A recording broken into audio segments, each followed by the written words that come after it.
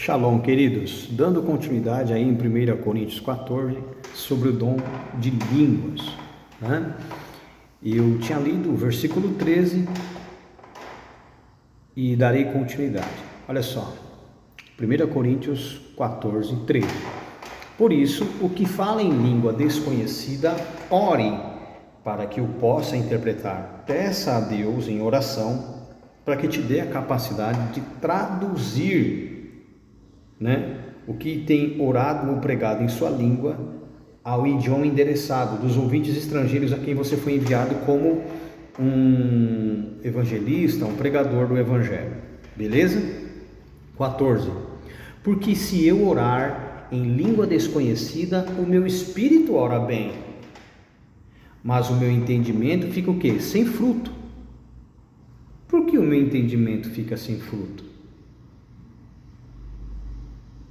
Por quê? Vamos entender isso aqui. Porque o que fala em língua desconhecida, olha só, porque se eu orar em língua desconhecida, o meu espírito ora bem, mas o meu entendimento fica sem fruto. Vamos compreender? Então vamos lá. Eu estou orando num idioma desconhecido. Tá? Como é que o meu entendimento vai ter a compreensão do que eu estou orando? Isso no caso de alguém que recebe o dom e não sabe o que está dizendo. Então Paulo traz a possibilidade de que eu comece a falar alguma coisa ou orar numa língua a qual não é a minha, a qual eu com entendimento não compreenda. Tem tudo isso. Não só o fato de eu ser um estrangeiro e pregar no meu idioma algo que eu tenho entendimento para um estrangeiro que não entende o que eu estou dizendo, como também eu estar orando na língua do estrangeiro, o estrangeiro ser edificado, mas a minha mente ficando infrutífera. O meu espírito vai ser edificado, mas eu não terei a menor ideia do que estarei dizendo. Então, Paulo fala inclusive dessa possibilidade. Que legal, né? Vamos lá. 15. Que farei, pois? Orarei com espírito, mas também orarei com entendimento, porque eu vou pedir para Deus a capacidade de eu entender o que eu estou orando. Vamos lá. Cantarei com espírito, mas também cantarei com entendimento. O que Paulo está dizendo? Que há a possibilidade, inclusive, de eu começar a louvar a Deus na língua do estrangeiro, o estrangeiro ouvir e ser edificado, e a minha mente eu não entender absolutamente nada. Então tem esses dois pontos. Eu sou estrangeiro, pregando para alguém que não está entendendo bulhufas do que eu estou dizendo, ou eu pregando na língua do estrangeiro sem saber o que eu estou dizendo, ou eu cantando, pelo Espírito Santo algo que eu não compreendo, mas que eles entendam o que eu estou dizendo. Entenderam isso? Vamos lá.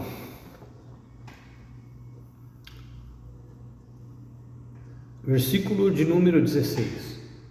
Doutra maneira, se tu bendisseres com o Espírito, como dirá o que ocupa o lugar de indouto, o Amém? Então vamos lá. Se eu estiver dizendo, pregando alguma coisa pelo Espírito em outro idioma, como dirá um indouto, aquele que não compreende o idioma que eu estou dizendo, o Amém, sobre a atuação de graças, visto que não sabes o que diz, que o cara não entende absolutamente nada do que eu estou falando. Porque realmente tu dás bem as graças, mas o outro não é edificado, o estrangeiro não entende absolutamente nada do que eu estou falando. Dou graças ao meu Deus, porque falo mais línguas do que vós todos. Paulo era poliglota, falava vários idiomas, Todavia, eu antes quero falar na igreja 5 palavras na minha própria inteligência, ou seja, do idioma que eu compreenda, para que eu possa também instruir os outros, do que 10.000 palavras em língua desconhecida, em outro idioma. Irmãos, não sejais meninos do entendimento, mas sede meninos na malícia e adultos no entendimento. Versículo 21, para você ver a prova de que o dom de línguas é falar outro idioma.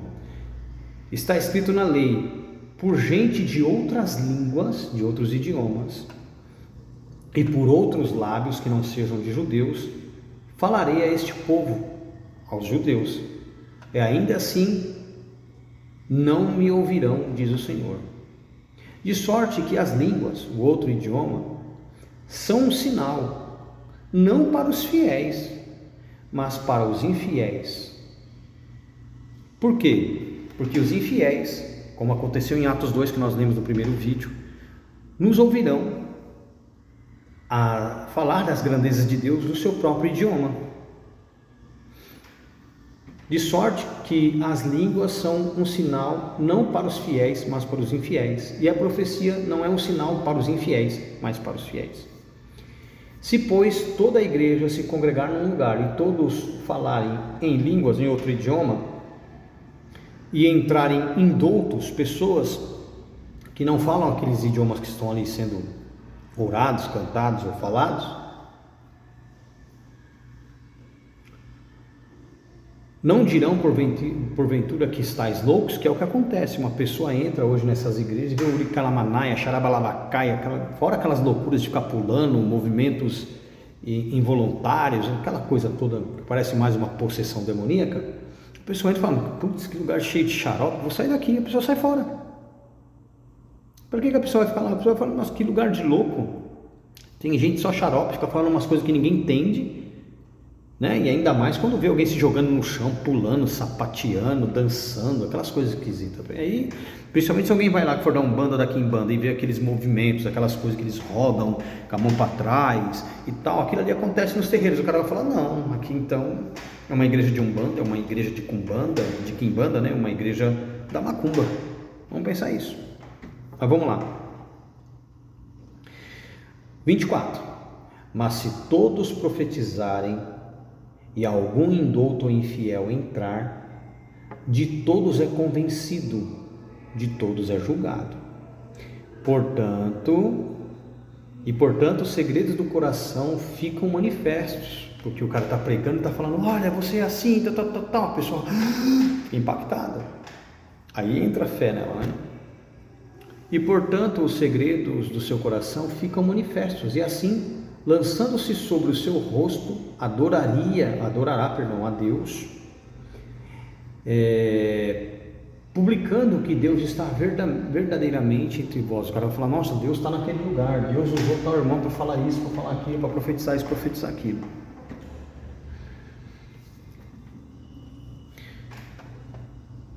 Que fareis, pois, irmãos? Quando vos ajuntais, cada um de vós tem salmo, tem doutrina, tem revelação, tem língua, tem interpretação.